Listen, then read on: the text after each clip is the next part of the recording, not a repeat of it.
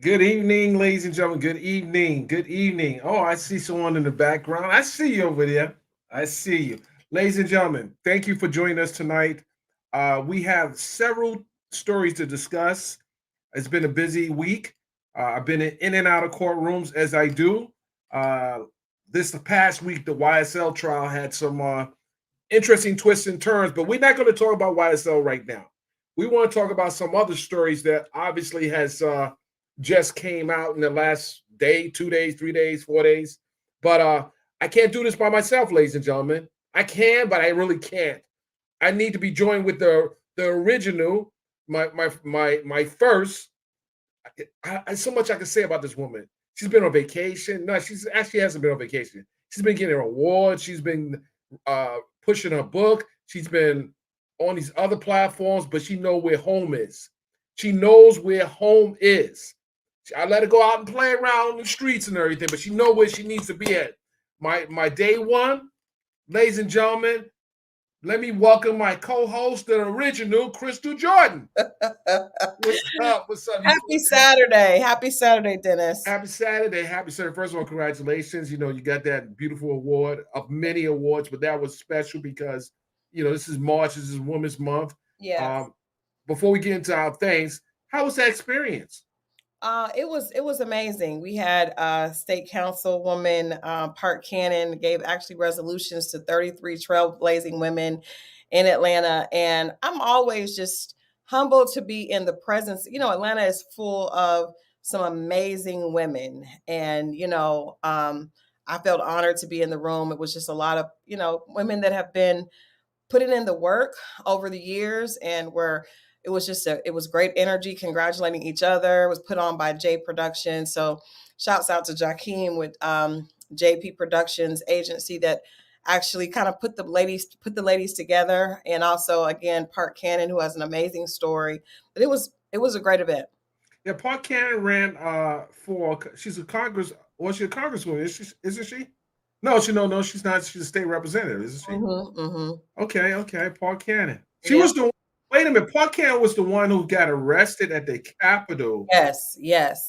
Okay, okay. Yes. All right. Absolutely. Now it's coming to There you me. go. Yes, absolutely. And just, we all are aware that this is an election year, but I think it reminds me that we all need to be really involved in our local, elections. There's so much we can do to really impact our communities if we're involved and at least knowledgeable about politics, in our communities, in our personal communities. It all starts local. Absolutely. Absolutely. People think that you got to get in and start voting for presidents. You got to start voting for your councilmen, your assemblymen, your mayor, your district attorney, Yep. state representatives, State depending upon what representatives, tax commissioner, all those positions are really important to and really affect your day to day more than people think about.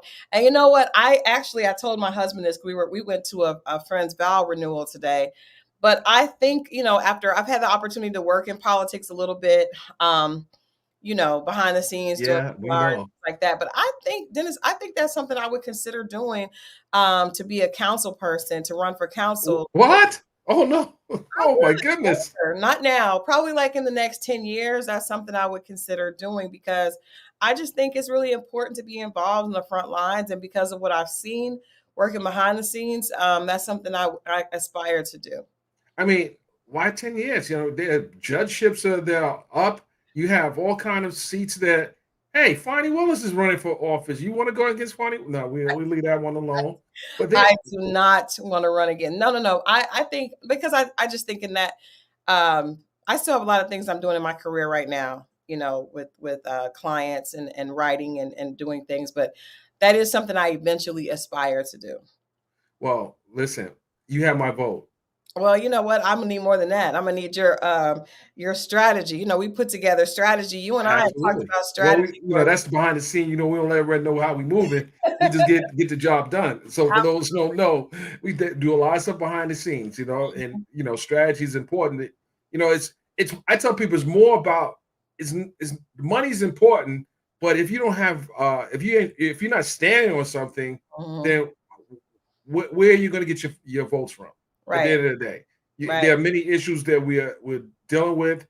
And this is the only reason why I say 10 years is, 10 years is a long time, Mm-hmm. but I think that even having a conversation now, I see many possibilities for you, and especially, being someone that's going to be in your cabinet, I want to make sure, we do it sooner than later. But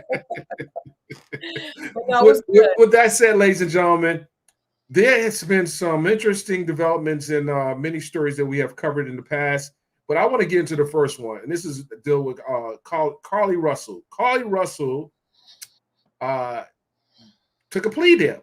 Mm-hmm. She took a plea deal. She avoided jail. She Mm-hmm. avoided jail. And it was a heavy campaign. We got to lock up. We got to throw away the key. She ruined our lives and everything. I'm like, wait, calm down. First and foremost, calm down. She didn't ruin your life. She Right. ruined her life. And Facts. that it can be repaired. But I have a clip too. We just want to look at her plea that she took the other day. And I'm going to run it right here, Crystal. Here we go. Russell, Yes, sir. you can put your hand down. This is CC 23-888 and 889. You were charged in each of these cases with making a false police report, which are misdemeanor offenses. I'm showing you a document titled Explanation of Rights. Did you go over this document with your lawyers? Yes, sir. Is that your signature on the last page? Yes, sir. Do you have any questions about this document or about your rights? No, sir.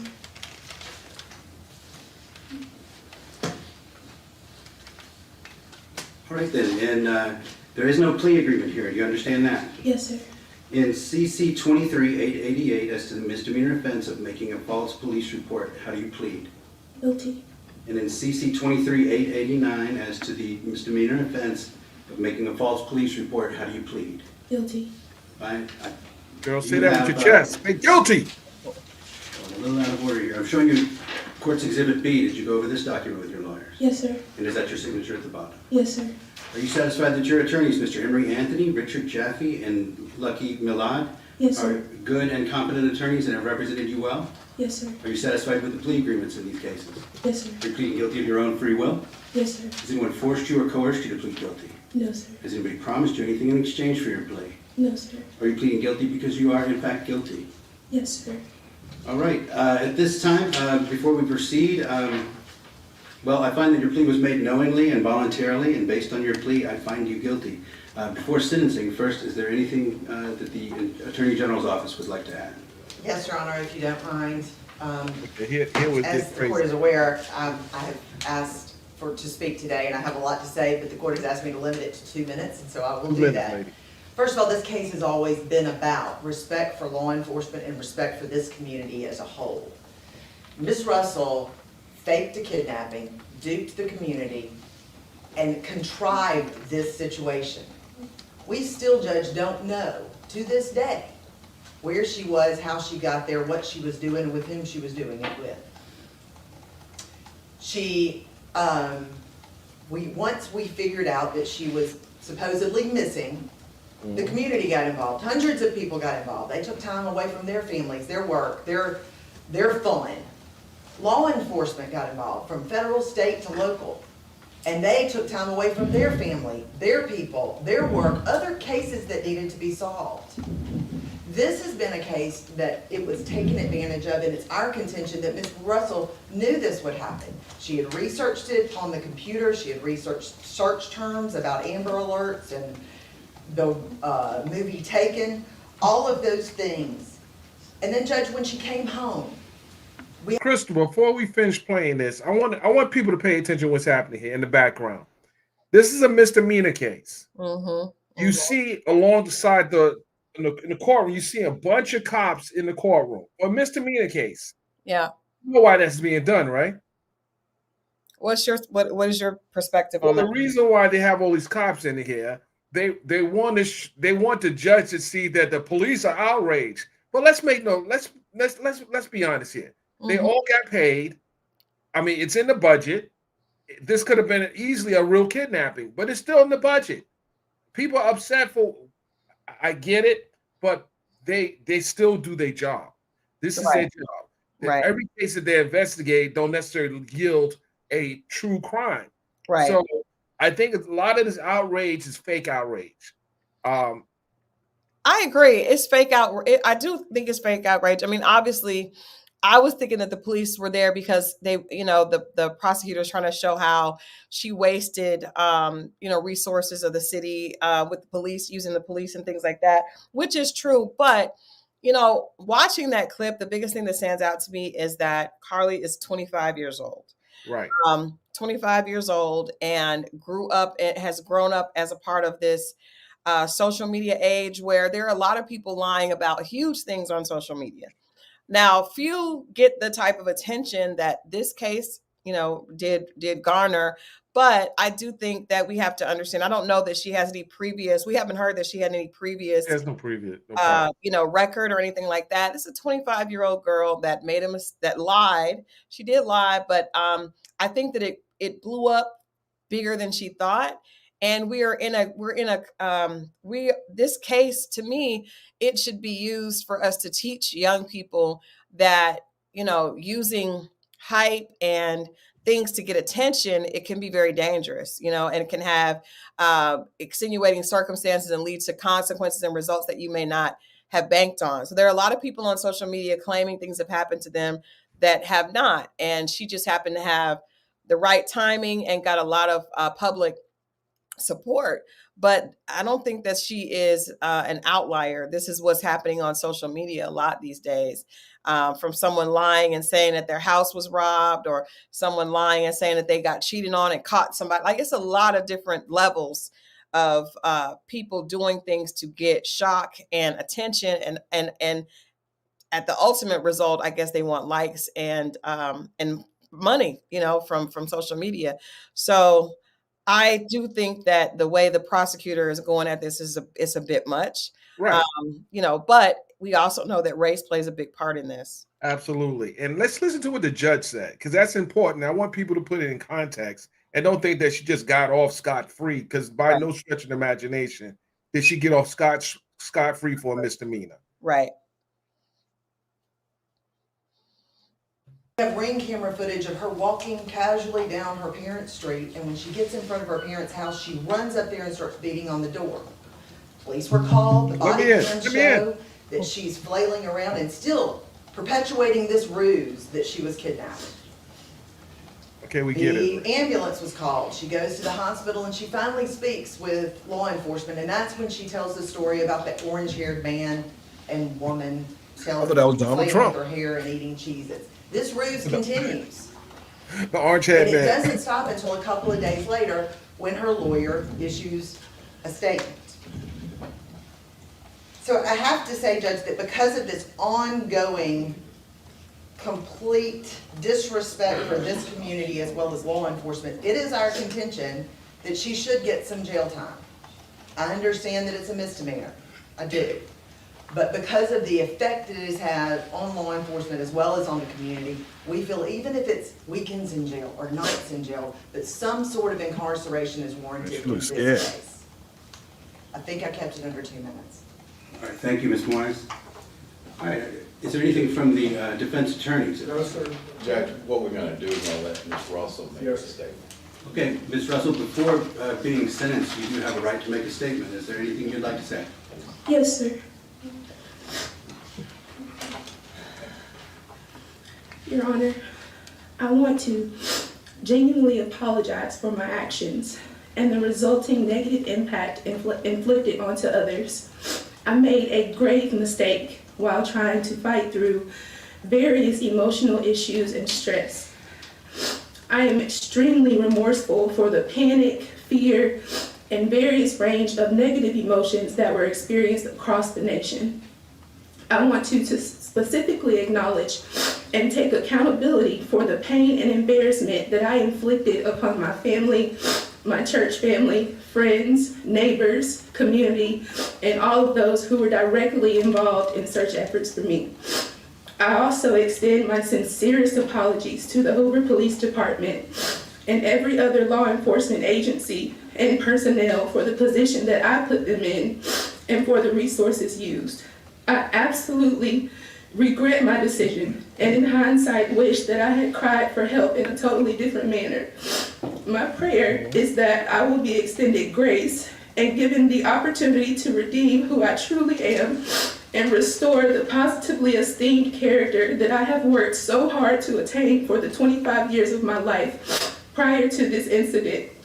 I wholeheartedly can say that I've never had any malicious intent to hurt anyone. And I pray that you will feel my sincerity and that as I prepare to pick up the pieces and go on to restore my life, that you will witness the fruition of grace. We're not gonna say anything, yeah. Okay. I was moved. All right, thank you, Ms. Russell.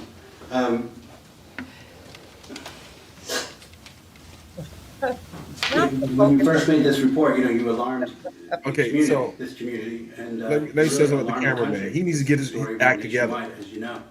And then when it came out that it wasn't true, not only was this community outraged, but the country was outraged.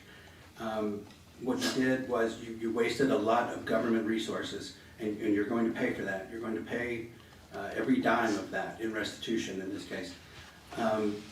It would be a waste of government resources to have a trial in this case. So you have taken responsibility, and we're not going to do that.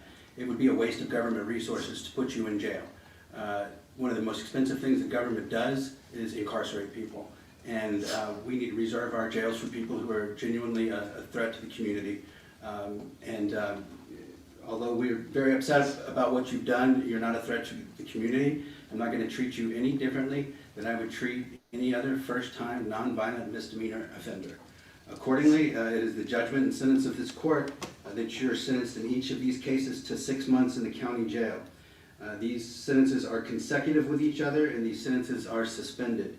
You're placed on probation for 12 months. It's supervised probation. It's a condition of your probation that you pay full amount of restitution, which is $17,974.88, paid to the city of Hoover, 100 Municipal Lane, Hoover, Alabama, 35216. Pay that through the clerk's office on the first floor in this building, so we have a record of it. I'm also sentencing you to serve, and this is a condition of your probation, 100 hours of community service.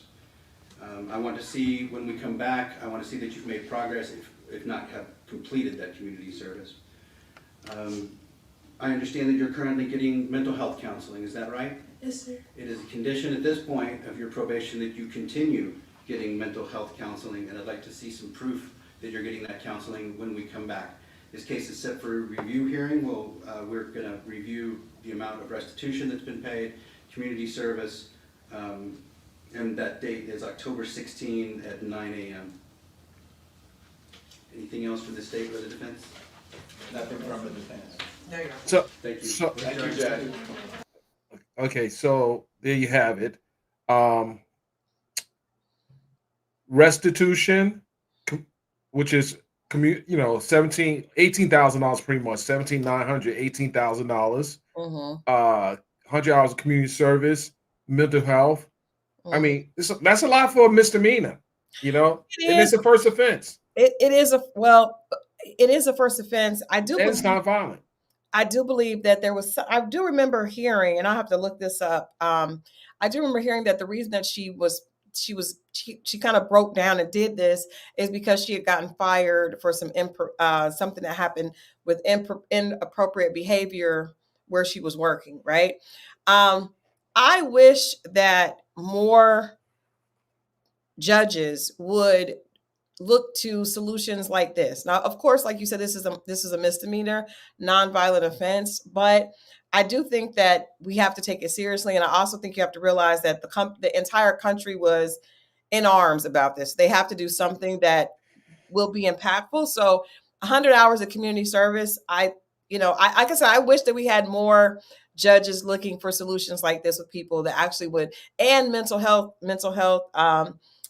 rehabilitation, in a way, because basically that was her acting out, crying out for attention because she did not know how to handle her situation that she was in. And so she fabricated this as a way of not being able to handle her, what was happening in her life. We know that, a lot of people are dealing with anxiety, depression, and different mental health conditions. And I think that putting people in jail and even embarrassing them publicly is not necessarily the way to do it. So I really don't have a problem with his ruling. I thought it was fair. And people have to remember, the common denominator for me is the mental health issue. Absolutely. And if people forget that part, there's so much mental health issues going on in our community that we take a blind eye because we don't see it. We don't have a sign on our neck. We don't have it plastered on our face. People think that it doesn't exist. Well, we know that to be false because there are many people that snap in the moment. So people say, well, she did this, she did this. Mental health issues. She had a lot. First of all, you got to think about it for a second. To come up with a crazy story like this, you got to figure out what's going on in her world, in her orbit. Like what's really going on, like I think that a lot of people are looking for attention like this now. I do think there were some extenuating circumstances, but I do think when you look at social media, you see people doing all types of things for attention and going to great lengths to get attention and, to cause impact of some type. Maybe I want to prove that I want to have a voice, So I also want to say that we talked about her having mental issues, but I believe that if you look at a lot of people that have committed nonviolent crimes or even violent crimes, you would see that most of them are dealing with some type of mental health issue, and throwing them in jail for a sentence for them to be released later is only compounding those mental issues because they're not rehabilitating people. They're not getting them the help that they need. And so I think as a country, if we don't start paying attention to why people are doing the things that they're doing. A lot of people are using drugs specifically now to self-medicate mental health issues, right? But you're not diagnosed and you don't know what's going on, or it hasn't been properly handled, then using drugs are often a way of self-medicating. So I think that this needs to be a protocol in a lot of cases. At least try to figure out how to get the person help, try to figure out how to get them involved in community service or service learning, which can help people to get outside of their own anxiety or even what they're dealing with when they're able to help others and be able to be a positive contribution to the community. And that's why I think the community service is important. And it gives the court, it gives the people that are going to be monitoring her progress an opportunity to see and talk to her. And like there are people that got to take the whole 12 steps and have alcoholic problems and everything. But you got to see the progress. Yeah. If they don't see the progress, she's facing 6 months in jail. She has 2 misdemeanors. Each of them was 6 months. So it's in her best interest to stay on the path. And the embarrassment that her face is all like no, everyone knows who she is. Yeah. No different than the guys that get on the witness stand in the Young Thug trial. They know who these guys are. They know who Adrian Bean is. They know who Tick is. They know who Detective Quinn is. They know her face. It was a national story. And for those people who said now, I'm not ignoring the fact that what she did was took resources away, but you can't change what's done already. You got to move forward. And you're right. That is part of their job. But I do think when we employ officers to run on wild goose chase, and she's not the only one that's done that. Absolutely. There are a lot of people that have, domestic violence case. The police go out to the house and, the people are back together the next day. One of my listeners asked, where is the line between accountability and mental health? What, in your opinion, what do you think? Where do you think the line is? The line is that probation. That's $17,000, $18,000 you got to pay. That is. I mean, that's the accountability. I mean, we see where it was a judge to us. So yeah. I mean, either you get it on your own, you get it forced like the court did. When you got people that is not part of your family in your life and telling you how to run your life, I mean, you kind of put yourself in servitude. This is people put themselves in servitude every day. We talk about slavery and everything. Slavery didn't exist. Well, people put themselves in slavery every day. And they don't know they're in slavery, but they're in slavery. When you walk in a courtroom with chains on your arms and on your feet, and then you're outside on the chain gang, and you say you signed up for you signed up for it slavery by way of your actions. That's a good point. That's a really good point. I think that let me ask you a question. So she's also on probation, correct? Absolutely. So she'll have to pay that money back, and then she also, probation is expensive.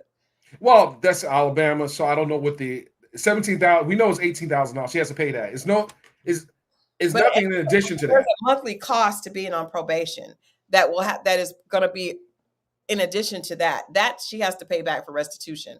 But when you're on probation, there is a cost that goes to the city, to the county that you're in, that you have to pay every month. And so And I don't it's know funny. what it is in Alabama, but It's funny you say that. And I want you. I will have another clip I want you to listen to. So this is the police chief who went out when it first happened. He said some things as well, and he brought another number in. Let's listen to what the police chief has said. It's just unfortunate. There were a lot of people, like the judge commented, not only in our community but across the nation, that were real concerned for those couple of days. The 17,800, whatever their restitution, is not really close to really what the restitution should be. And bottom line, there should be consequences for your actions. It appears to me here the consequences are for the parents, because I would assume that they're the ones that are going to have to pay for this. But no. the judge has spoken. I do want to thank the legislature. The last press conference I gave, I talked about that this should be a felony, and I think we're headed that direction. So hopefully, if anybody does anything like this again, then they'll be prosecuted in a different manner. But again, we leave here happy that it's over. Disappointed that there will be no jail time whatsoever. Could you give us a better figure as far as a ballpark amount? The real figure should probably be in the 40s, at least $40,000 to $50,000 for all the money that we spent. How do you feel that we Yeah, I mean, that's the deal. We as the state said, we still don't know where she was during that period of time. Obviously, probably had help. We don't know who the help was. And again, to me, it's a little slap on the wrist. Pay your money and go forward. And I just think, I'm just a little disappointed in all that. I'd have felt better if they didn't want to give any jail time. Let's at least discuss where you were and find out what the circumstances were. I mean, we talk about everybody's got mental illness today, and if she's got issues, please get the help that she needs, and hopefully she'll lead a good life from here on. when you're So first of all, Chief, you get a lot of press time as well. You've already got the potential of making this type of behavior a felony. 40,000 plus. That's interesting. yeah, I wonder if he would have said, and I hate to say this, but I have to. I wonder if his grim attitude would have been the same if she had been blonde haired and blue eyed. Well, you know something, we never know, because it wasn't a blonde hair, blue eyed person. I know. I'm just saying, and we look at, but if we thumb back through history, Yeah. if we thumb back through history and we see cases where young women have, have crimes, Falsely accused men of crimes all the time. and I would say there are men that have been accused of rape specifically, Absolutely. that has and have wasted the court's time, and then those stories have been recanted after the damage has been done. I just think that there is an overall bias that's the racial inequity spans, and I think it's he may not even realize that there's a difference in the way that white people in authority treat young Black women, specifically. Well, hold on, Christy. He's a police chief. He realizes. I mean, but I don't know. I think a lot of it it's genetic, like it's taught, it's passed down, and I don't think people even understand their bias. I think a lot of times it's racial bias that is it's almost subconscious. I would normally agree with you on that, but this guy's in the business of locking people up. He's in the business of making the calls to decide who to lock up. I'm sure that they've used discretion when this police discretion in arresting people. The fact that they are going so hard on wanting her to be in jail after all the embarrassment, the money I just think I call it poppycock. And it's in Alabama too. I ain't buying it. It's in Alabama. You said poppycock. No, I Did I say poppycock? You did. I agree. I think that, but I try to give people the benefit of the doubt, because I do think that racism and the attitude of racism is not even always. I think it's not even always recognized by those that are practicing it. So you see a young African American girl, and you feel no empathy for her having. Well, everyone says they have mental health issues, but when he would see someone that looks like his daughter, he may, he may have had a different response. So I have no problem with what the judge came down with, though, and I hope this. I would love to see her as a mental health advocate. Absolutely. I don't want to. I don't want to see her with no Cheez-Its or cheese crackers or whatever. And they both the prosecutor and the police chief wanted to know where was she at. How significant is that? Why are they? I'm glad you mentioned that. I thought that was so unnecessary. And why is it important at this point? At what point, if depending on where she was, would that have affected the verdict differently? I don't see how it would have had an impact on the verdict, or even be relevant to the sentencing. So why does he say, well, we want to know what happened? Why? Why? She could have been with a boyfriend. Who knows? She could have been with another guy. Who cares? Contemplating how she was going to deal with all this. Who knows? Who cares? It doesn't matter. She admitted she was lying. She apologized. There's nothing else she can do but go on and move forward. And I would love to see some organizations of women, specifically women of color, kind of reach out to her and embrace her and give her an opportunity to start a new life. And like I said, it would be great to see her as a mental health advocate, helping other women that could be dealing with feeling overwhelmed. Right. I agree with you. I agree. And then one of the things people got to realize, and we're going to go to the next story, but if the judge didn't say this would be a prerequisite to a plea deal, then why are they worried about it? He's the judge. He's the referee. He didn't ask where the heck he was at. I don't really want to know. It has no relevance to the sentencing. It has no relevance to his, as he stood there in that press conference. It is totally irrelevant. And I'm going to refrain from saying anything further. Right. I get it. So we have a few other stories. Let's pick one. We got Candace. We got Bow Wow. We're gonna take a credit. We got Jonathan Majors. Let's go to Jonathan Majors. Let's just talk about what's happening with Jonathan Majors. Yes. Last Tuesday, Grace Dabari, his accuser, filed a federal lawsuit in the Southern District of New York, essentially saying that because of him pursuing the charge against her, plus the things that he was convicted of, she wants him now to pay. Mm-hmm. What do you think? And he actually spoke. I'm surprised he gave a statement, but he was caught outside. He gave a statement and said basically he saw this coming. So I think he's alluding that this was a setup. This was something that was in the work, and now she wants to even sue him because they wanted her arrested. Yeah, I was surprised that he spoke to the media as well, specifically because it was just a horrible shot, like him coming out of the gym with no shirt on.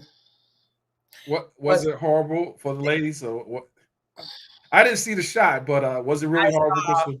I saw the shot. Well, I think for me, just my perspective is, if I was working on his crisis PR team, I would not want him to be seen as this strapping, strong, man, because you want him to be seen as someone that, you don't want to focus on the physicality of Jonathan Majors right now.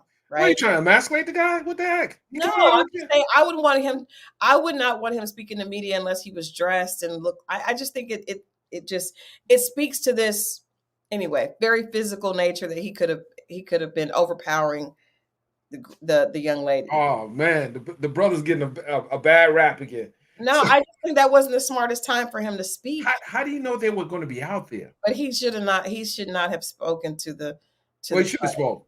I think I would, especially he hasn't been sentenced yet, and his sentence is next month. I want you to see the clip, and then you would say the same thing. If you saw the clip, he literally has no shirt on, and he's ripped. And there's this idea, right there, and I think this. You want me to see the clip? I'm ripped. I don't need to see his clip. But there's this idea when men are, that there's intimidating, right? That this is an intimidating type figure. But I think that we have, again, this is something that's a problem now in our culture. We have set a precedent that says I may not be able to get what I want from you. I may not be able to get revenge in a criminal court, but I can go get money out of you, right? And money is going to be a way to compensate for pain, when really, if someone does something to you, you should try them in a court of law, a criminal court of law, if it's a criminal activity. We saw this it just happened with Diddy, right? And so now these people are suing civilly for money as opposed to actual, because they may not be able to get the verdict that they want in a criminal court, but most importantly because they don't even probably care about the actual law. They care about being compensated financially. So I think that's all BS. I think Of course it is. I'm gonna say that. I'm gonna go on the record and say I think it's BS because he was running from her. And right. That's what I'm saying. You can't you can't sue him because you guys were involved. Both of you were wrong in a domestic dispute that you may have initiated, right? You would not let him leave. He was trying to get away from you.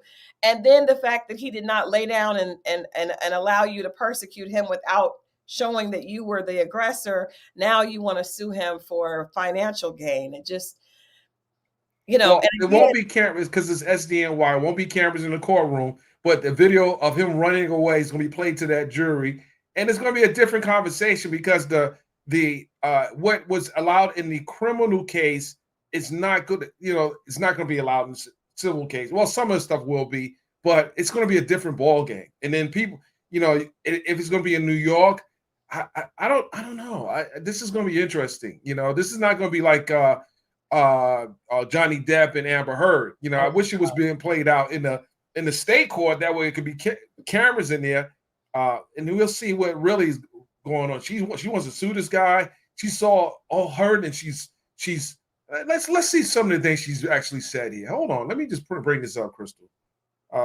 I want you to. I'm gonna bring up I want you to. You want me to bring that up too? You want me to bring up Jonathan Major with no shirt on? I really do. Oh my goodness! Because I just feel like that was such a bad call. Okay, let me bring it up. Hold on, let's see here. Okay, is it on? Let me bring it up here. Hold on, Crystal.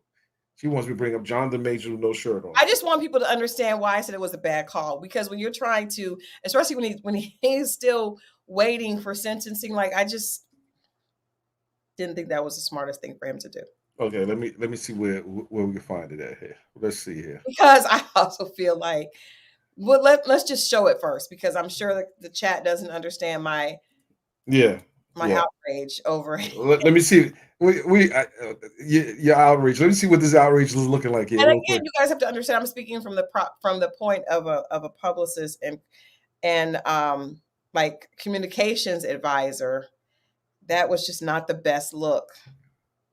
Let's see here. Because of the way people stereotype. Okay, I really black men. Hold a second. I think I've actually found the clip. Okay. Hold on a second. Let me just get that there.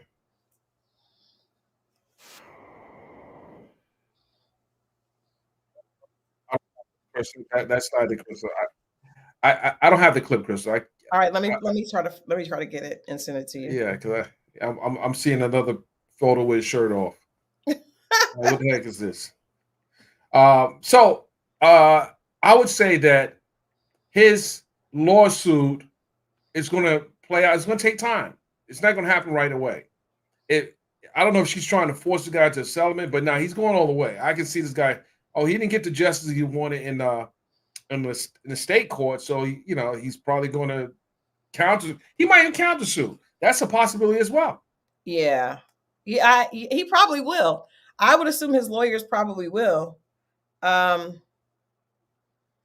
Dennis, I'm sending you the clip, but I don't know if you'll be able to. Dennis, send it to me. Anything's possible. All right, let's see what we can do here. If it's a link, I can bring the link up. If you just send it to me. Your email is. I'm emailing this to you. Can you just text the link? Just text it. Okay.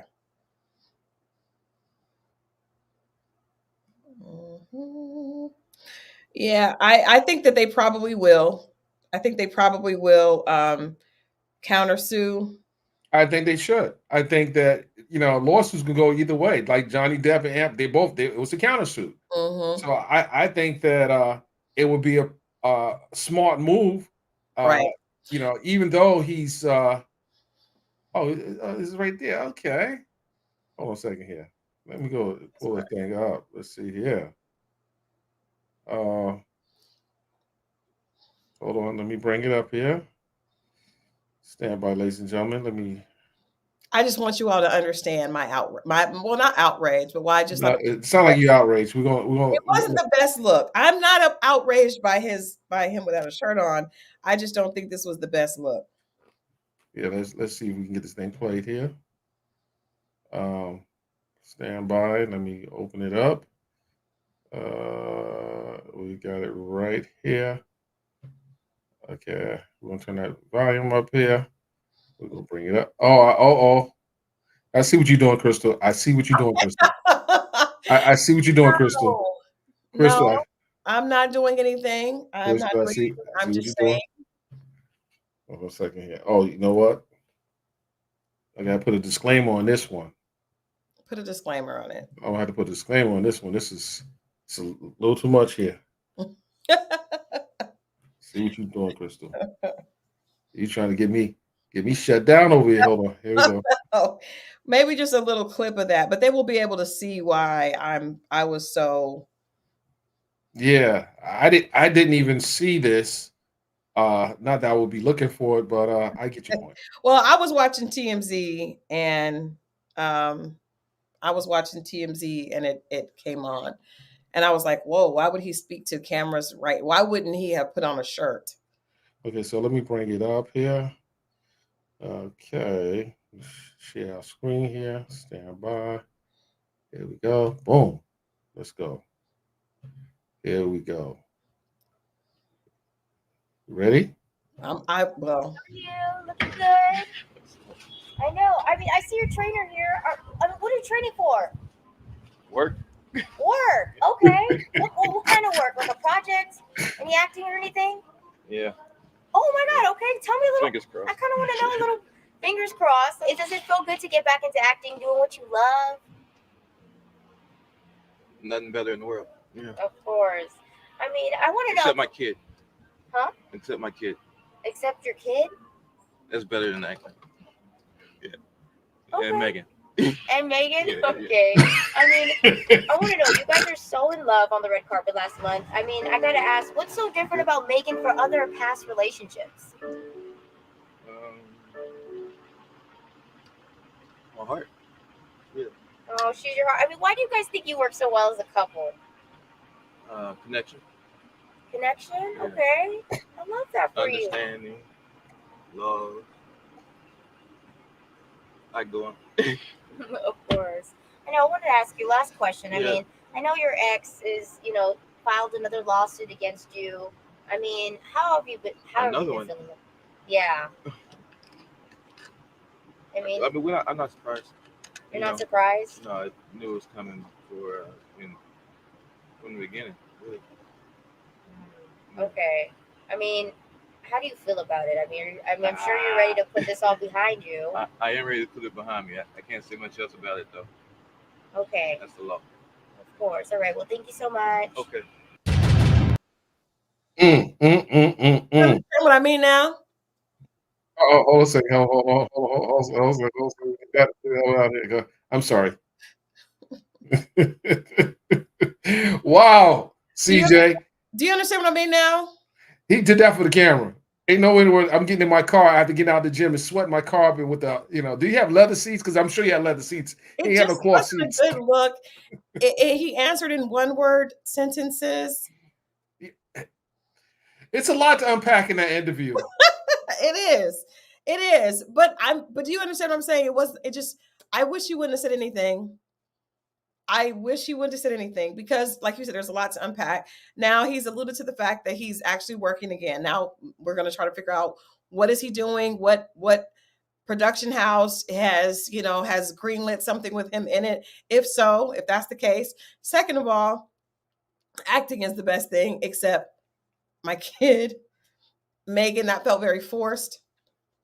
It felt disingenuous to me. It felt like I've got to make sure that I mention this. She asked, what made this relationship different. He says, my heart. He said her heart. No, okay, maybe he said her heart. He said heart. Mhm. He motioned towards his chest. And then he said, what makes it, what makes it so special, connection.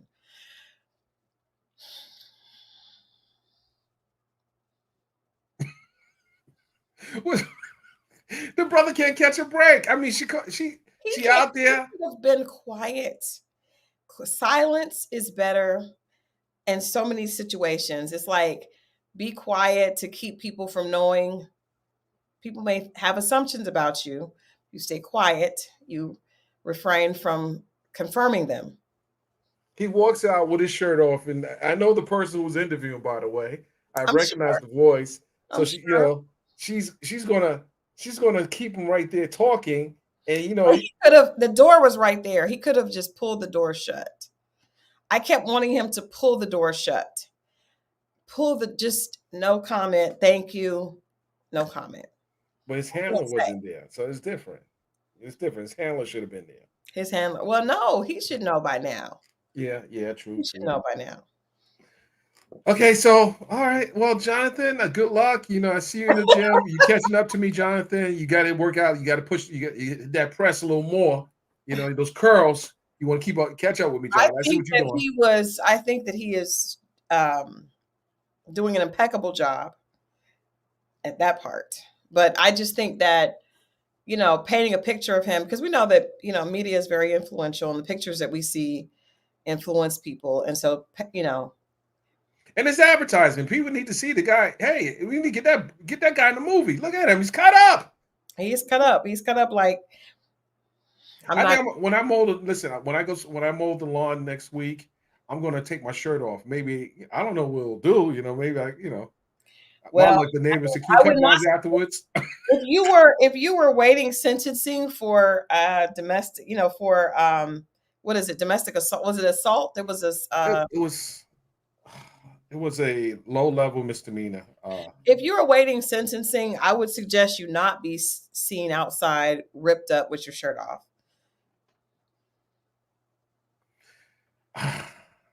I'm going to leave that one there. I have to process that because it's a he's not going to jail. They're not giving him jail time. No, I don't think they're going to get him jail time. But I think at this point, it's not even about jail time with Jonathan Majors. I think it's about it's about fixing his brand that has been it's broken, and that is not that we are aware that he's ripped. That we are aware.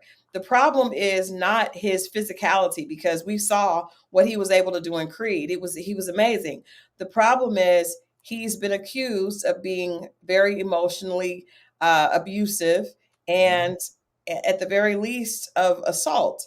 And so we need to focus. Well, he wasn't the case wasn't. He was accused of that, but the jury. I'm talking about the court of public opinion. Oh, okay. At this point, and we're talking about fixing his image, and so that's not the image that you want to see, I'm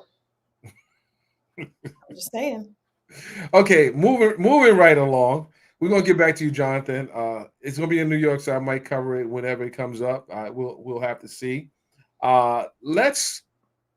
This one here. This is gonna be a hard one. Candace. Oh Lord. Candace Owens. So, I saw the backlash that she received after going on the Breakfast Club. She lost her job with the Daily Wire. I saw some of the thought leaders in the community speaking about pro and against support for, and I said in the title, protect Candace Owens. And reason why I said that is because she's young again. She's, Candace is like 34. I think she's about 34 years old, if I'm correct. Okay, I'm gonna look it up right now. Okay, and I'm not making, she has a lot to learn. And while I'm not trying to make any excuses for her, I think that let's listen to what she said. She went on the Breakfast Club, and I actually didn't see. I haven't seen the Breakfast Club interview.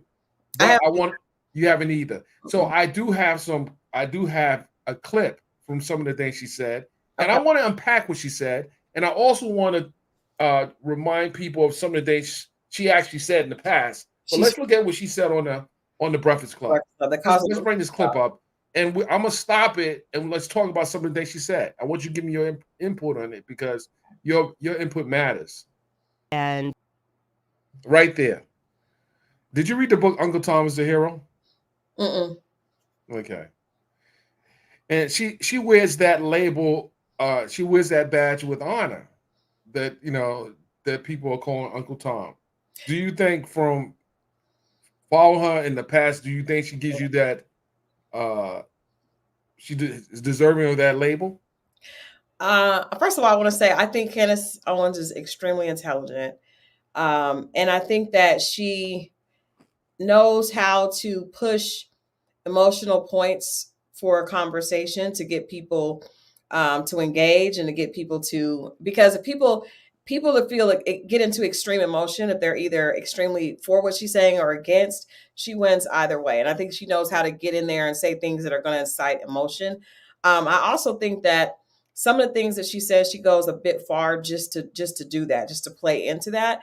So with that being said, it was interesting for me to hear that she had initially had issues with other scholars that were considered Uncle Tom. And we have to understand, just for anyone that may not understand what that term is, that Uncle Tom reference is, it pertains to someone who is of color who placates to the opposite race against their own, right?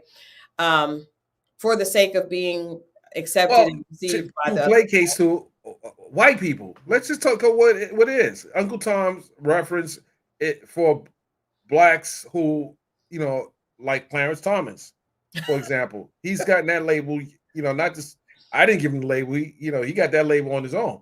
Yes.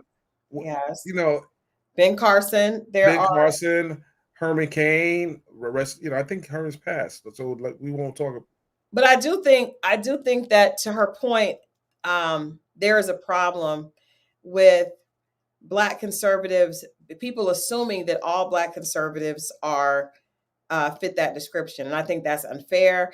And I think you and I both have had conversations. Very unfair. We talked about this. Yeah, that they're actually, I believe that at the core of it, there are a lot more Black conservatives than not. I feel like, that conversation is so taboo within our community that people don't really realize that if they looked at everything, out in plain sight and really understood the issues, there would actually be a lot more African Americans that are conservative in their beliefs, morally and politically and economically, than not. Specifically for places like we live in Atlanta, where you have a lot of entrepreneurs and small business owners. When you look at the politics behind it, especially the economic politics, I think a lot more business owners would their beliefs would are more on the conservative side. Conservative Party. Absolutely. So I say that in her defense, that I think that a lot of times, I was even having a conversation with some colleagues, and we were talking about the situation with Candace, and I think I agree with probably 90% of what she says. It's the 10% that is the problem, and her delivery. And I think that her delivery is done very intentionally to get a response, because like wearing White Lives Matter shirts. Right. That's the pandering to get the attention, but that also has made her one of the most probably loudest voices on social media. So you can't really say she's not doing the right thing, because it's working. But I also believe that a lot of what she says, if people listen to it and didn't consider the source, they would probably agree with it. Interesting. Let's listen to something she says, because again, this is the first time I'm seeing this, and I really want to give her an opportunity to at least listen to her. Let's think about what she just said here. Do she bear any responsibility from the messaging that she's put on social media? And she blames the media, and I'm assuming she's blaming mass media, but the mass media is not as massive as it was as when we came up. Right. No, and that's why I feel like I feel like that's hypocritical on her part, because I feel like she plays in, her platform is bigger than most media platforms. Absolutely. So So that's the issue I have. See, yeah, when people blame the media, but they have some of the biggest platforms, it's not the media. You are the media at you are some point. exactly, you are the media, and that's smart. But you are responding to any influential platforms that don't share your beliefs. That's the problem. That part. So when people respond, and she pushes buttons, like she just said, it's emotional responses. She knows how to push buttons, and when she gets a response that's not necessarily aligned with with her agenda, then it becomes, that's the media, and I blame the media. But the reality is, she has created her own platform that is, that she receives most of her insight. It's not like she does a lot of these type of interviews. She does her own conversations on her own platform. So I think I call BS on that. I do commend the Breakfast Club, because I feel like, specifically for us as people of color, we have to be willing to hear. There is a problem when we will not listen. We don't even want to entertain someone else's thought. To me, the best way of knowing your own belief system is to listen to others' beliefs, so you can understand why you believe the way you do. If you're afraid to even hear what that person says or hear them out, then to me, you are promoting ignorance, because in order for people to make rational, sound decisions, they need to know the totality of both sides. And that's why I had decided to actually listen to the interview. I've heard things she said in the past, and it Mhm. was a turnoff for me. But me being a part of the media, I Right, have to still be able to at least listen, unpack, discuss, and make the form wider. right. So this is, at first I said, I don't want to listen to what she got to say. But no, you got to listen to what she has to say, because others are talking about it, and she might make some valid points. We don't know. You You can won't never know if be you don't afraid listen. of information. I don't feel like we should ever be afraid of information. I can listen to someone and say I don't agree. But the reality is, most of the time when you listen to someone, you're going to be able to find some points of similarity and connection. You may not agree with them overall, but they may say something that you do agree with. And that's the thing. None of us are totally black or white. None That's of us right. are totally, even if you look at political parties, I would joke with a friend of mine, at the point now, I'm an independent, so I'm not aligning with either party. But Wait a minute. Well, hold on. This is breaking news. You're it's, independent? it's not breaking news. Okay, I'm sorry. It's not breaking news. But I used to refer to myself as a very conservative Democrat. But the older I got, and the more I started to, as I became a business owner and I was like, I don't even want to be aligned with either party. I want to be able to vote based on whose platform aligns with my personal agenda. And if not, I'm able to say, okay, who gets the closest to what I'm saying? But I think it's very dangerous when people lump themselves in one category and are afraid to listen to what the other side is saying. That's how you end up being a slave to a political party that does not serve you.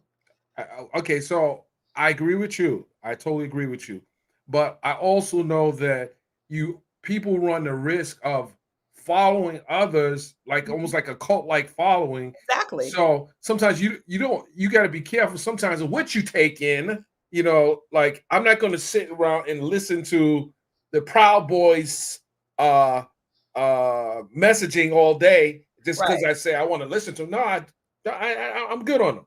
I'm good on it. You got to, what you bring into your mind. Sometimes, you start talking it, and then you maybe act on it. So you got to be very careful. No, I agree. You have to guard. You have to definitely guard your ears and your mental health. However, I do think it's important for us to know. I think that I need to know what as Black people in this country, we need to know what the Proud Boys are talking about, because we need Oh, to know absolutely. what is happening. But you're right. I'm not going to sit and just inundate my brain with information that I consider verbally abusive or dangerous or extremely ignorant. But I do think it's important, specifically when you're talking about people that could potentially impact your, the way voting goes in this country. You need to know what they're saying. So with Candace, she's not necessarily, to me, she's not, but she's an influencer at the end of the day. She's someone that speaks about politics and social issues, but she's not necessarily empowered to do anything. She's just an instigator to a huge degree. I think she's very intelligent. I think she makes a lot of good points. I think Candace's agenda is, to me, is tarnished in the fact that her delivery is often strategically insulting, and she knows it, but it also works, you know. But I agree with you also that she's young. She's 34. She's very bright, but she probably will get more insight as she couples a little bit more experience with her intellect and is able to become more hopefully positively impactful. I did learn that she was a Democrat prior, or at least she was involved in causes that would have, that definitely would have aligned with Democrat views. So it's interesting to see her so extreme at this point in her life. Do you think does she remind you of a younger version of Omarosa? No, she doesn't. Okay. We'll leave it at that. Not at all. Well, hold on a second. No, it's Crystal. That was a lot. There was a lot to unpack in that clip. Right. So the NAACP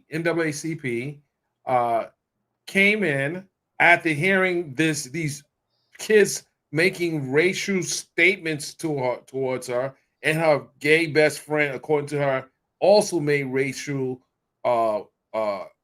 statements to her.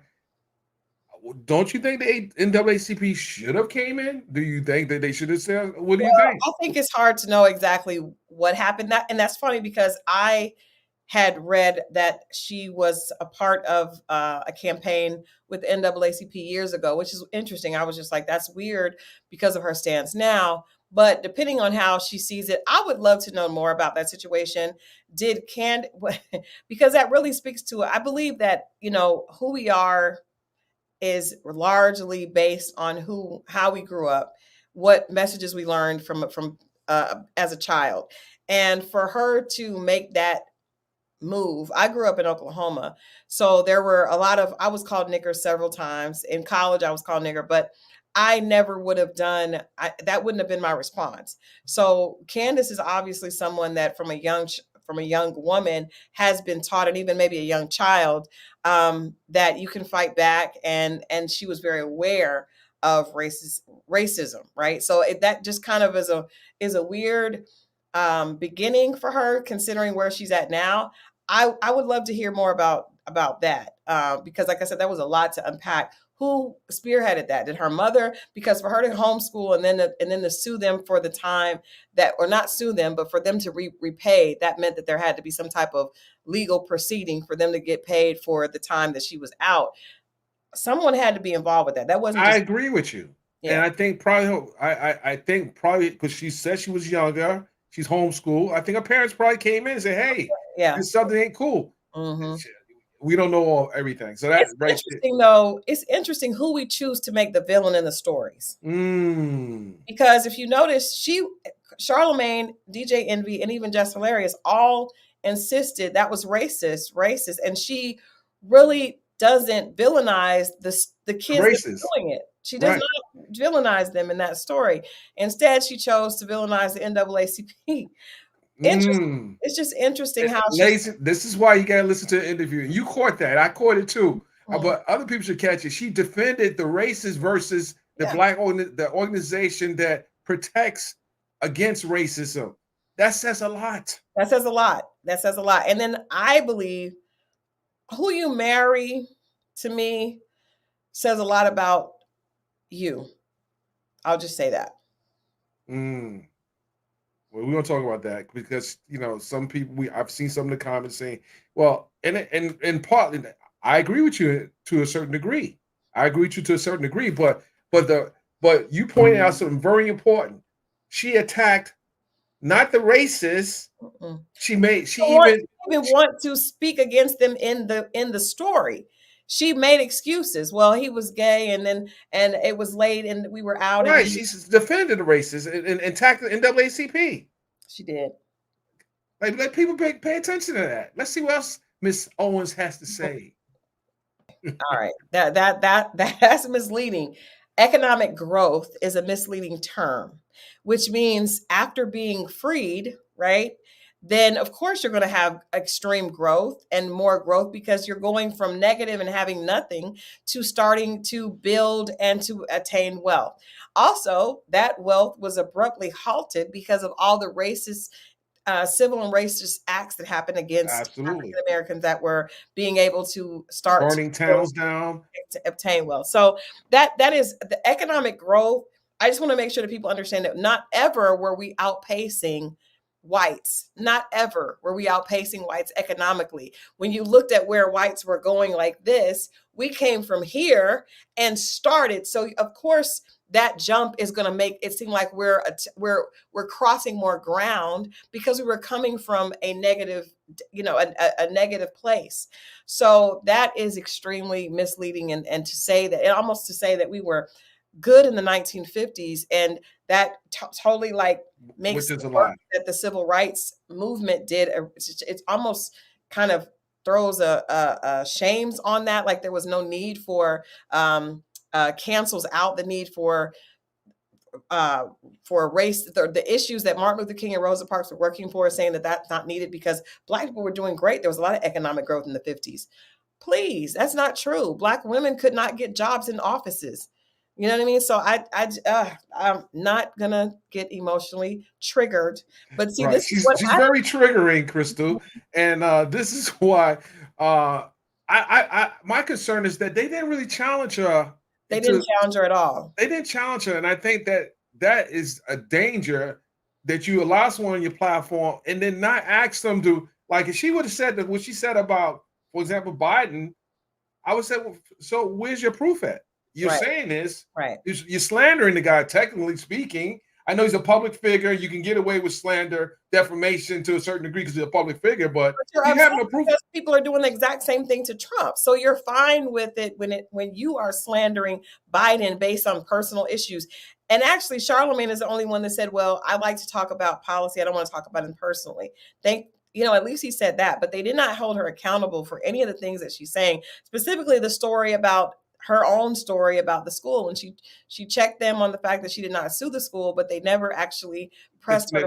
They're pressed on it. How did that, was there was the legal process? How did that happen? How were you able to get 6 to 8 weeks of school paid for if you did not sue them? And then Absolutely. with allegations against Biden, no one's, okay, well, how do you know this? And for her to compare, basically to say that he was dealing with dementia, which I know a lot of news outlets have said, but the problem with Candace saying it is the fact that she got on here talking about how other news outlets were lying on Trump or paraphrasing what he said. And she was like, why are they lying? That's egregious. Well, my She love, just did the same thing. doing the same thing. Doing the same thing. So this is why you just don't listen to the surface. You got to listen to how she's saying, why she's saying, the reason, saying motivation. And I see what a motivation is, but I want other people to see it. And some people have said in the comment section, but you want to give a person an opportunity to at least speak, so when people hear you, they got you on record. It's now memorialized in history. You said this. Now, what are you gonna do? Walk it back? I feel like and a lot of people feel like the viewing audience is not savvy enough to pick up on inconsistencies and contradictory statements. But we do. This is what we do. We do. This is what we do. And I think that it's important for people to not, and I haven't looked at the comments section and none of that, but I am concerned when you have someone on your platform that you got to challenge them. You got to challenge them because. I don't challenge her at all, but I almost feel like it's because, first of all, they received a lot of backlash for having her on the show. They received a lot of backlash. It wouldn't have happened if they would have challenged her. People would have been happy about the fact that they challenged her, but I think they were very hesitant because Jess Alaris is just about quiet during this entire interview.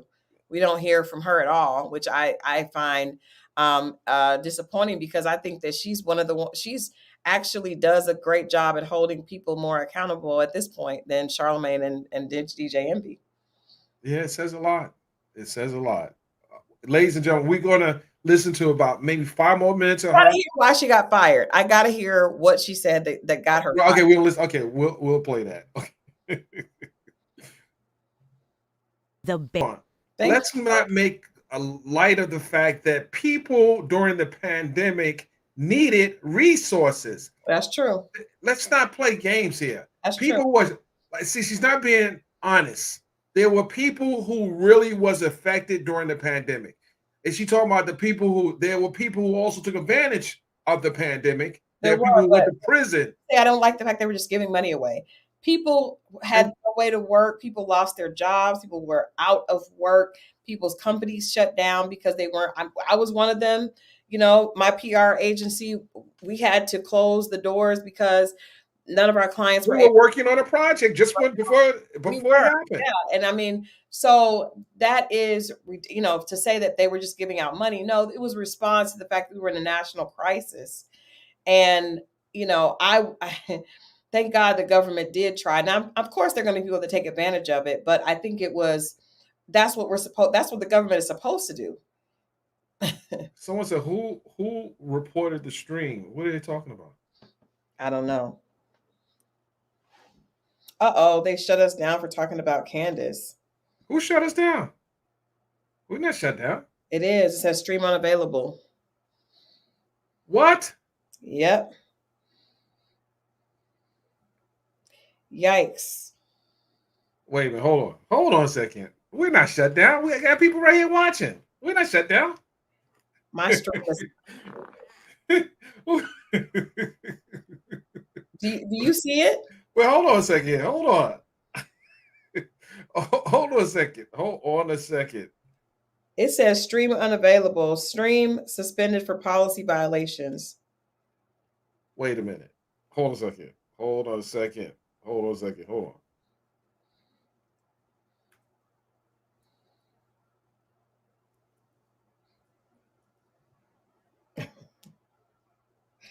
Oh, wow.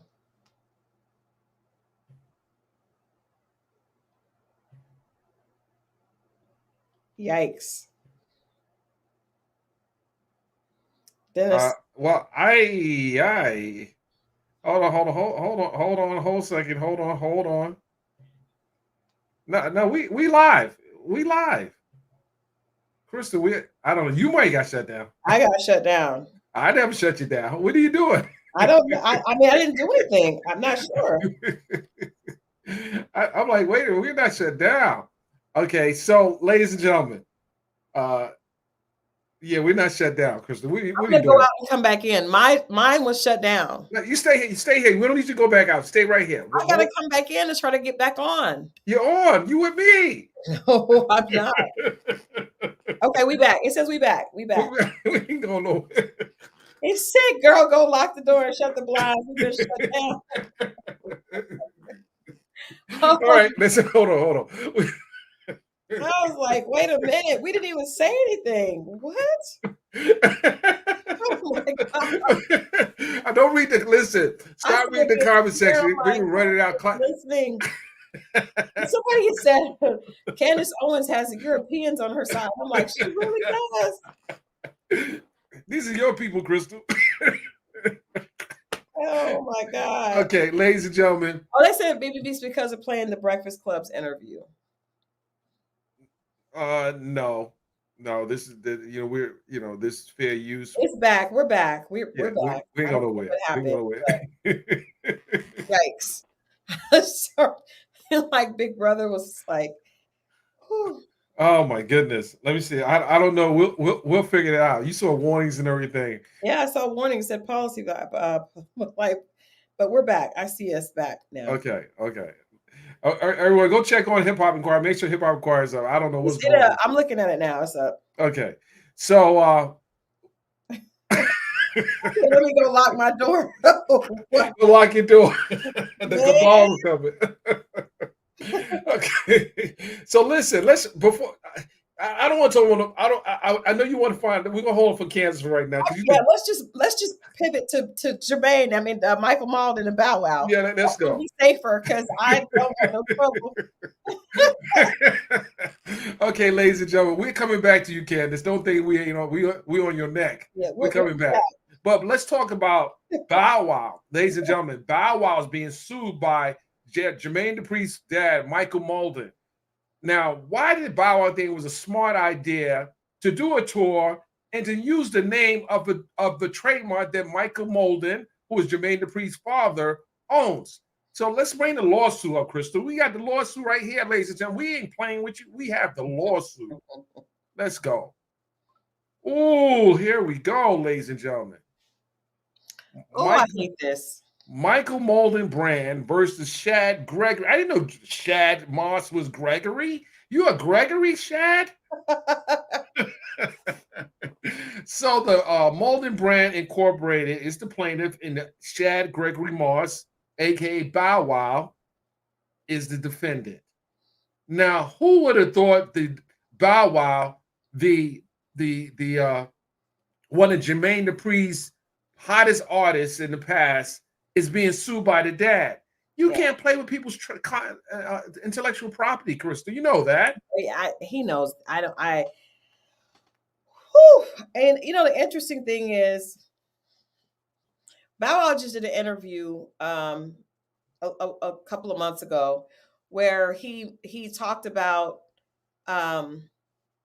wanting to prove to JD that he could do things on his own, and how they have this kind of like father-son relationship, but that no matter what, that was always going to be his family. He was always going to have love for Jermaine and loyalty to Jermaine.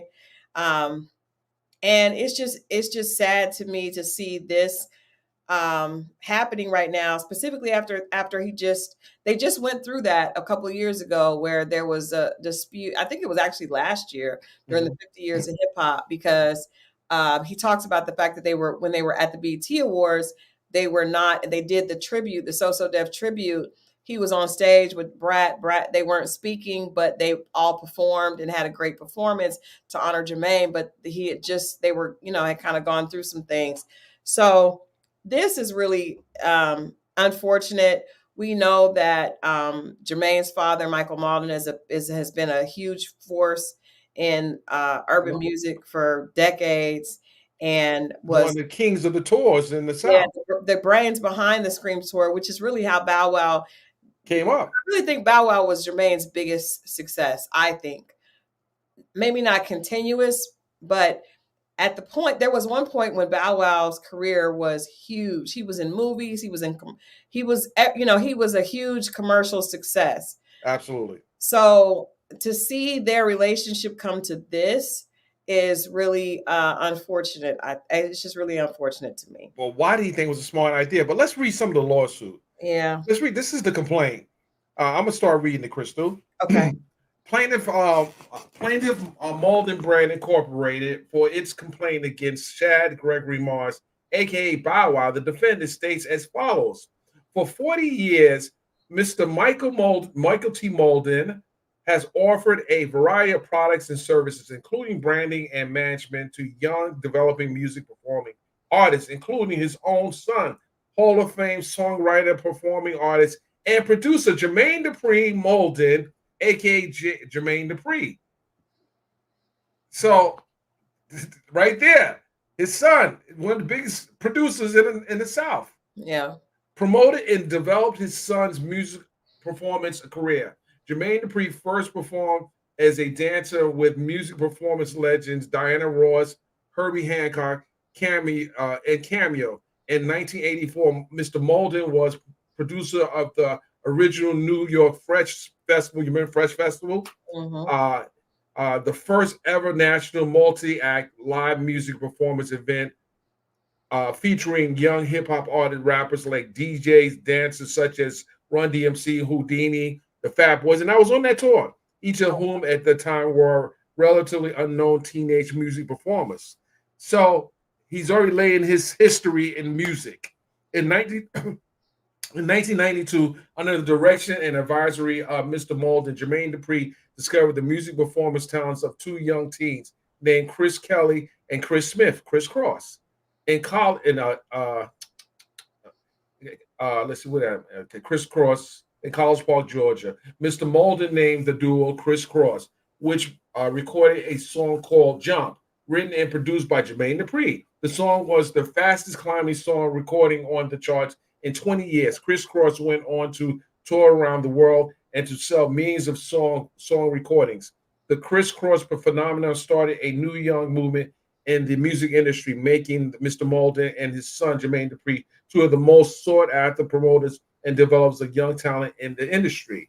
Based on his initial success in promoting and developing his son Jermaine Dupri's music performance career, and well as collaborating with his son to promote and develop music performance artist Chris Cross escaped the brat jagged edge. Let's see, Molden founded. Let's see, he's cut off here. Hold on. Molden founded brand to attract, cultivate, and promote younger age performing artist talent, which is unique in the Black music industry. Molden brand has developed as extensive loyal customer base in the music industry. He's not lying. Is he lying, Crystal? No, he's not lying. He's not lying. I mean, I interviewed Bow Wow on the screen tour, so I remember, and I did it because it was at the probably 2005, I think, or maybe 2000, between 2005 and 2007. I don't understand why Bow Wow would do that. But I do think that he was the biggest thing on the Scream tour. I think that the Scream tour blew up and had major success because of how popular he was at that time. He was the talent. He wasn't. He was the talent. He wasn't the owner. So that's Right. very strange to me that he would attempt to use the name because he understood. And let me say this. Bow Wow came up at a time, which I hate even calling him Bow Wow now because he's like a 35, 36-year-old man. But he came up during a time where talent wasn't really involved with the business part, right? Right. He was a kid. He was he had huge commercial success, but he wasn't probably involved, as he couldn't have been because he was a minor, in the actual business of Bow Wow, right? So what he did probably realize is that he was the one people were screaming about. I mean, I watched the Light Mike movie again the other day. He was huge, but I don't know if I say all that to say I don't know if he understands. He's never been an artist that really has cut his teeth in business, and this is just proof that he may not have those skills. That skill set may not have developed, because this is just a gross mistake. But my concern is the fact that it could further damage that relationship between him and Jermaine Dupri. Let's go. Mr. Malden coined the phrase Scream Tour to use with his live music performance events and tours, including promoting and developing younger age performing artists' talent, and has subsequently built a unique following of young Black and Brown urban youth and families. In 2001, through his event promotion company, Atlanta Worldwide Touring Incorporated, Mr. Molden began using the Scream Tour phrase, the Scream Tour trademark, with live music performance events and tours. And since that time, he has used the Scream Tour trademark through his other related companies, Scream Nation LLC, the Molden brand, with a series of highly successful live music performance events and tours. Through the actions explained herein, defendant has willfully infringed on Molden brand common law trademark rights in the Scream Tour trademark in connection with goods and services similar to Molden brands without Molden brands' consent, despite being aware of Molden brands' prior rights herein the infringement goods and services. You want to take number 8? I can't. He's it. Can you send it to me? Okay, hold on. I'll finish it. Okay. The defendant's actions are likely to cause confusion among the trade and consuming public through let's see, thereby causing irreparable harm to the Molden brand. Molden, hold on. Let's go up. Molden brand is therefore entitled to all remedies allowed by law to halt defendant's infringement and remedy the injury such infringement has caused. The parties. Molden Brand Incorporated is a corporation organized and existing under the laws of the state of Georgia, having the principal place of business at 3334 Peachtree Street. Oh, he's right in Buckhead. Okay.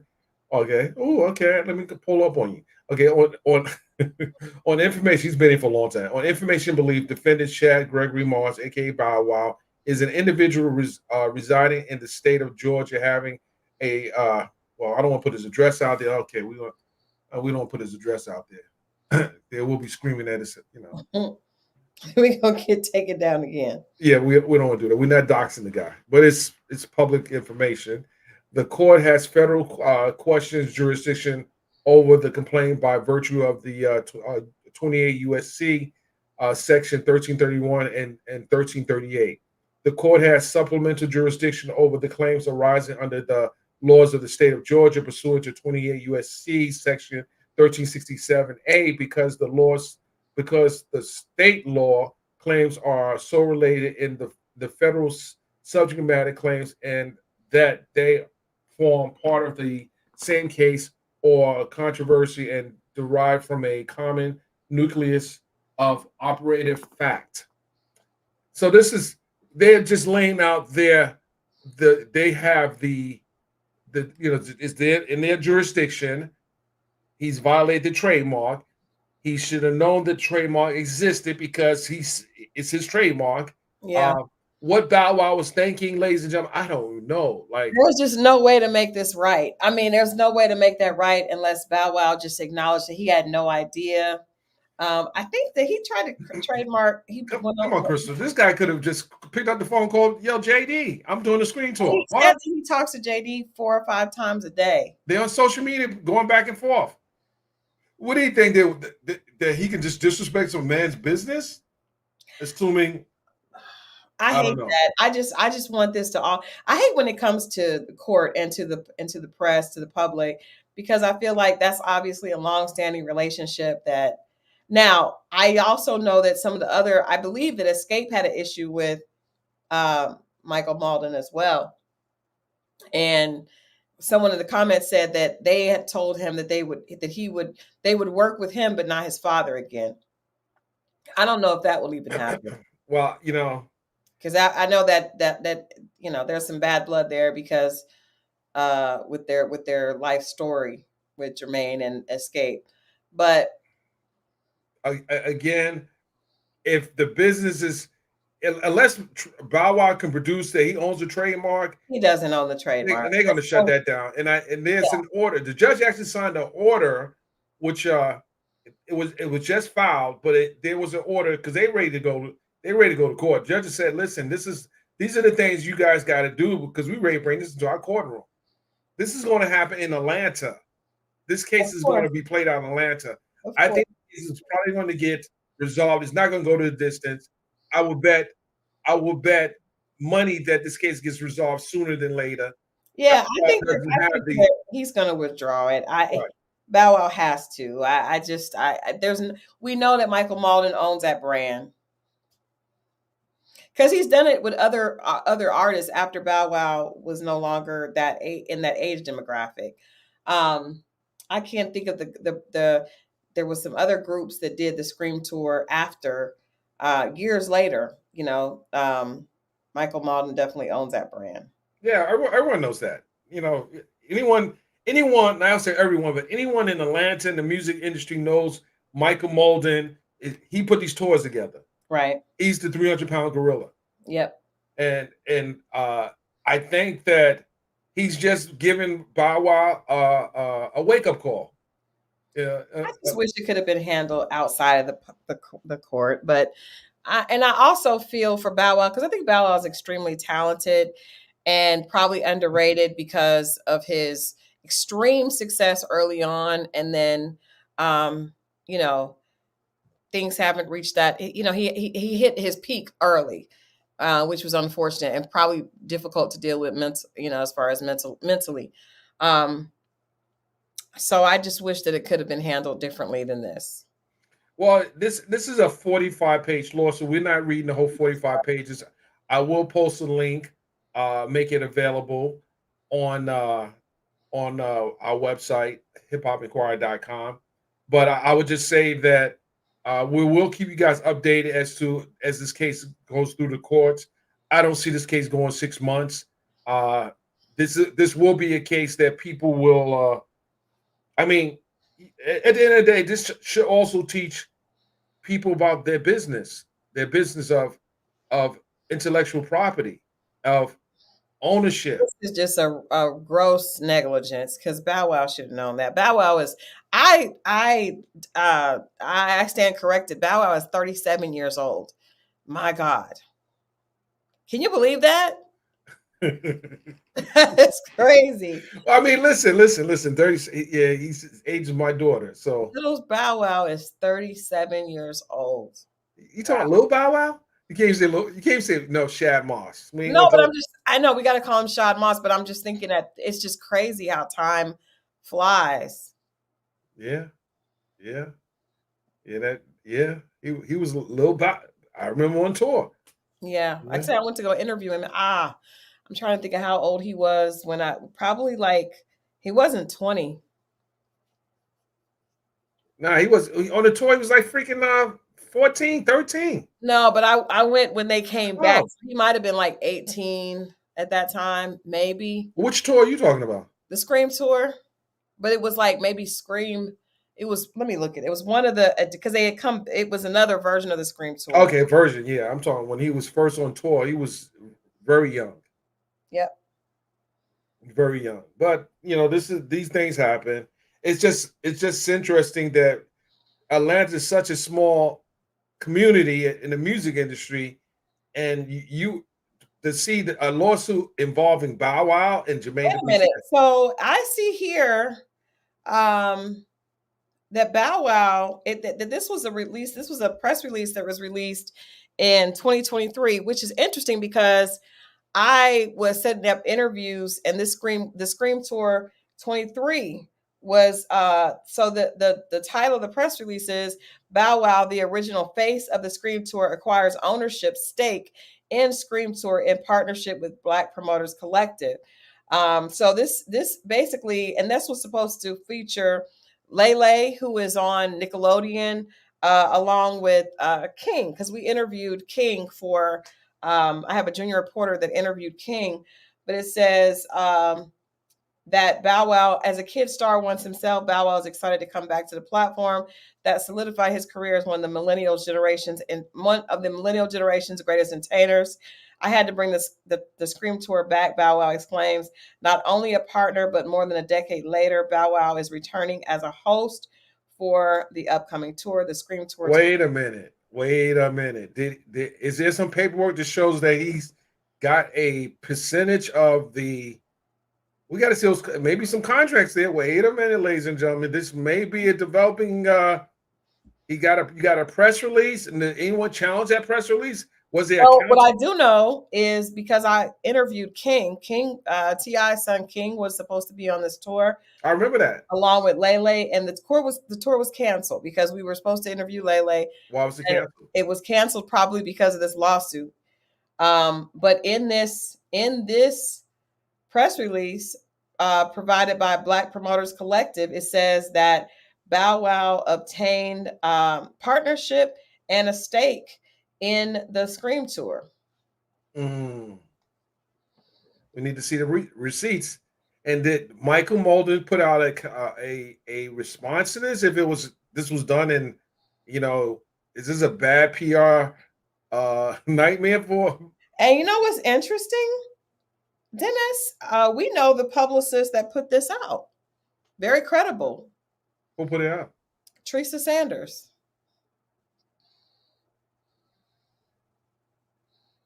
Should I call her now? I talked to her earlier today. Call her and see. I'm going to send this to you. What? Wait a minute. Hold. Okay. I'll call offline because Teresa don't like to be called on surprise. I'll call. Yeah, offline. I wouldn't surprise her. I wouldn't like that because I would not be like being on the spot. Right.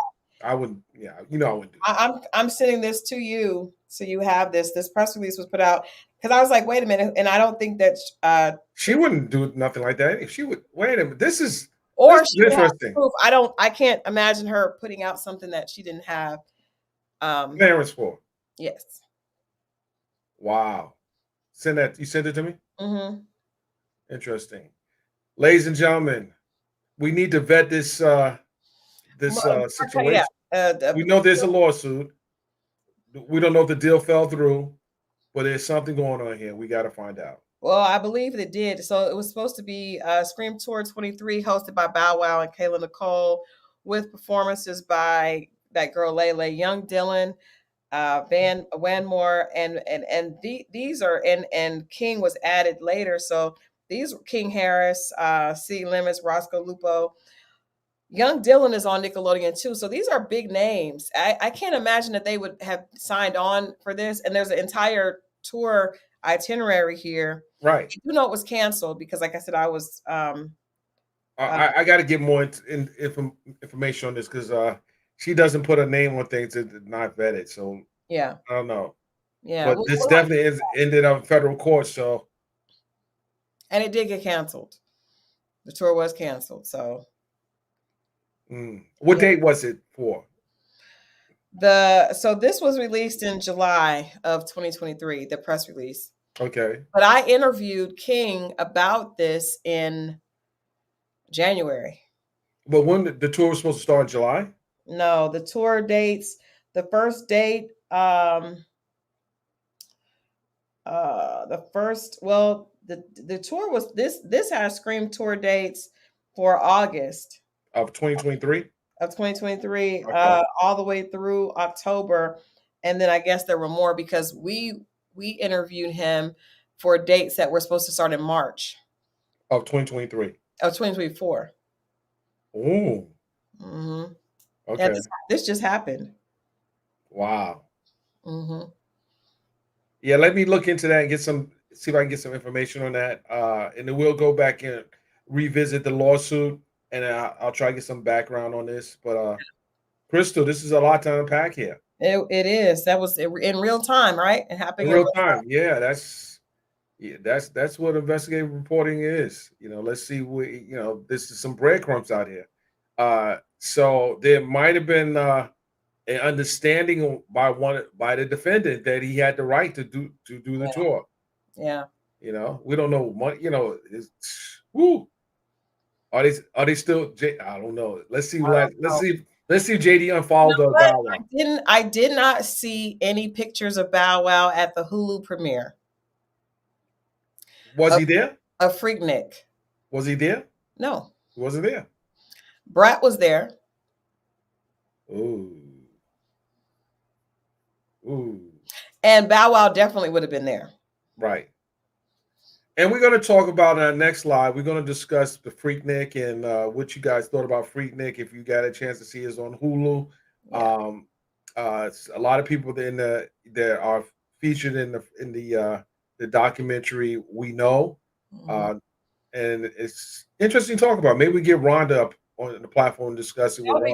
That would be good. And for anyone that wants to see, I did a sit-down interview with Jermaine Dupri, which is over on my channel, actually airing now, but it's on my channel live right now. Well, we need to go over and watch it, ladies and gentlemen. We need to go on over there. If it's airing now, I need to go see it now. But yeah, you can see that interview, Freaknik interview. I sat down with Jermaine to talk about him being executive producer for the documentary. You can see that on from Crystal XO. Yes, and we're going to go watch it right now, ladies and gentlemen. With that said, I appreciate you, Crystal. I really do. I'm going to go get my popcorn and watch the interview. All right, let me know what you think. Absolutely. Ladies and gentlemen, we do appreciate you. Sorry we can't take any questions right now because we have a interview to go watch. And there's more work to do. I'm interested to hear. I want maybe we can get Teresa on. Absolutely. So we might, something, maybe I can just we're gonna keep this live up and let me see if I can get some background. I'm gonna watch the interview on the other monitor, ladies and gentlemen. We're not going to end the stream. We're going to go on a break for right now, and then we'll be back. With that said, ladies and gentlemen, I appreciate you. Please stand by.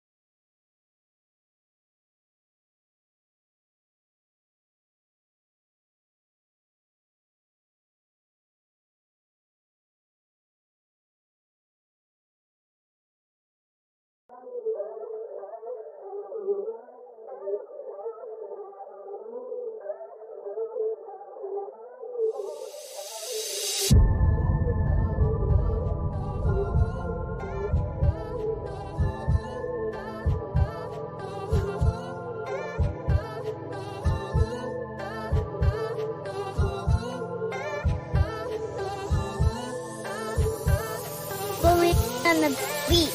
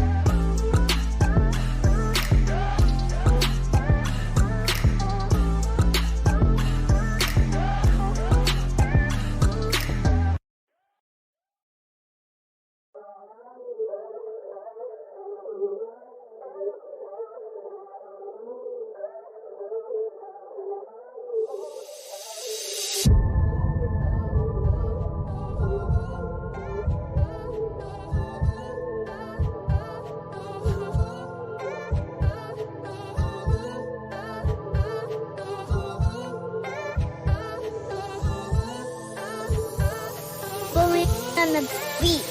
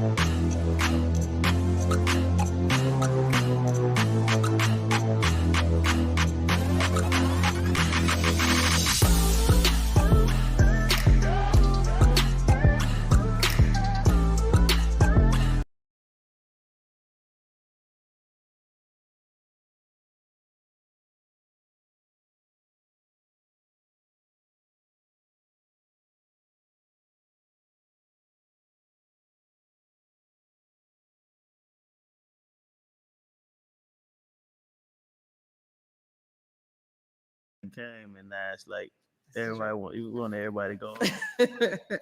Yeah.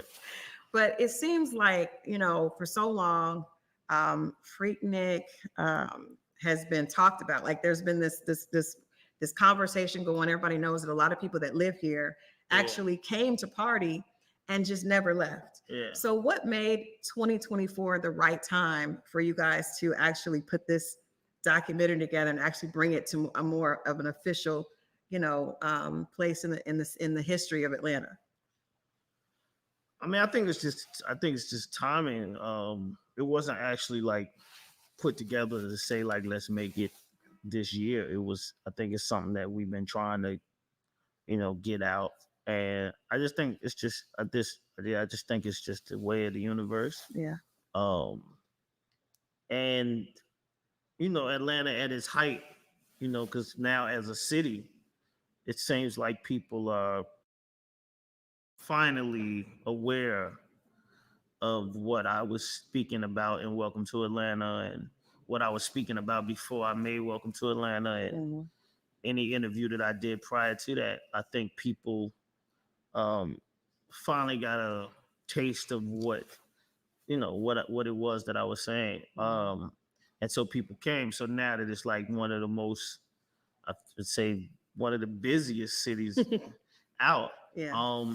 It makes sense for and a lot of the life that created what we see now has been taken away from the city. So it's important to try to like restore some of that, or try to restore some of that energy, so that the city can get back into that space a little bit. It'll never happen the way it was, but that energy that we had was our own, right? And it kind of went away because so many out of towners came here, and then Atlanta became a place of just like this person from this city, this person from this city, this person from this city, and ain't really like a whole. Still a whole bunch of people from Atlanta, but for the most part, when you hear things happening and things just moving around in the city now, it's a lot of people that ain't from out here. Yeah, I hear that a lot. Like this, they're not authentically from Atlanta.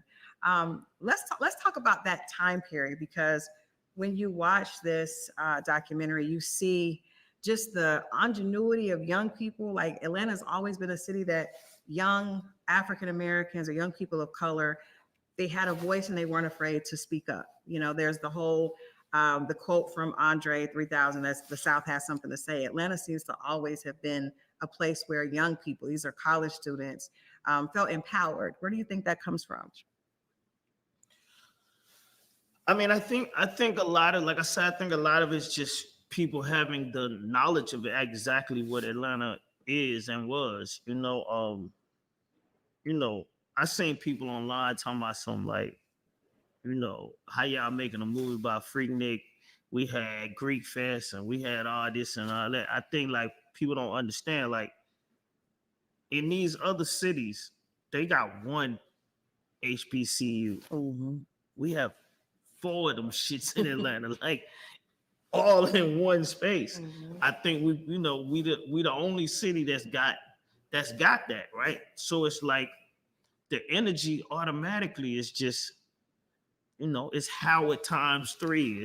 It's where, you know what I mean? It's wherever you, it's Hampton Roads times 3. It's like, Spelman and Morehouse, they had they homecoming at the same time. Yeah. Like that energy is just different, right? And that's just like one part of Atlanta. That's before you even get into, College Park or West Side or whatever it is. It's still like, I don't think that a lot of people didn't realize how Atlanta moved. Uh-huh. And then you got people that got out here and they start realizing like, oh damn, this place really is black. Like it's really black. Like, you know what I'm saying? And it's not even like it's not because it's a whole bunch of black people here. It's because it's just the things that are here makes the city black. It's not about how many black people are in the city. It's just about the things that,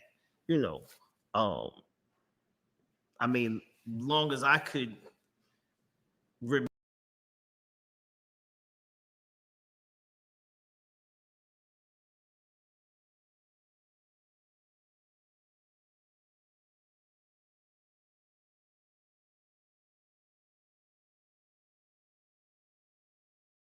Ladies and gentlemen, thank you for tuning in.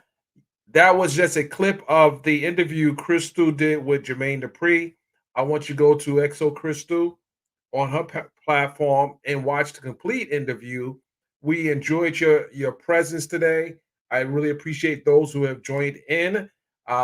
We will be talking more in depth about the lawsuit involving Michael Molden and Bow Wow. Shad Gregory Moss, as well as we want to do a more analysis on this interview that Candace Owens did on the Breakfast Club. I appreciate everyone joining us. Uh, thank you, everyone, for coming in. I appreciate you, Crystal. I really do. You can click on the link and come back and say bye to everyone. But it looks like it's a good interview there. I'm literally going to give me some popcorn and sit back and watch it. With that said, ladies and gentlemen, we're going to end this live. Go over to XO Crystal, XO Crystal, XO Crystal. It's on. It's live now. I'm watching it in the background. I don't want to play the whole thing here because then I'm taking traffic from away from our platform. We ain't gonna do that. We ain't doing that. That's not what we're about over here. It's all love over here. With that said, go over there. Make sure you support the platform. Please share it. Please share it. Please share it. It looks good. The camera shots look. The angles looking great. You know, everything's looking right. I gotta go over there right now and check it out. I can't stay over here any longer. I gotta go for real. I really do. With that said, ladies and gentlemen, I'm out of here for real. I really am. Thank you.